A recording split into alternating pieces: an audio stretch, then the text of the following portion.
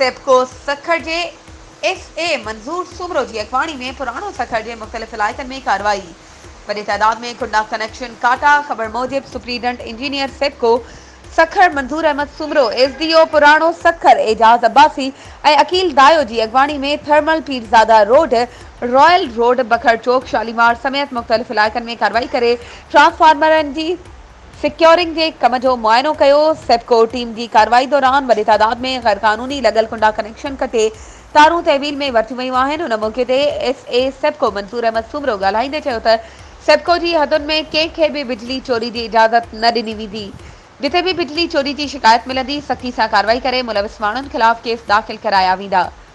हुन चयो त जेकॾहिं को भी सेप्को जो अमलो बिजली चोरी में मुलविस हूंदो उन खिलाफ़ सख़्त कार्रवाई कई वेंदी।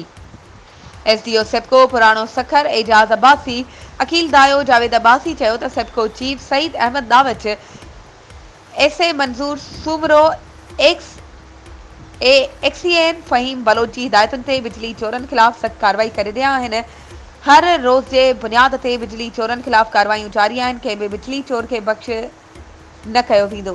वधीक ख़बरुनि ऐं अपडेट्स के लाइ असांजे चैनल के सब्सक्राइब कयो ऐं हाँ, बेल आइकन के प्रेस करण न विसारजो त जीअं असांजी हर नई अचण वारी वीडियो तव्हां ताईं पहुची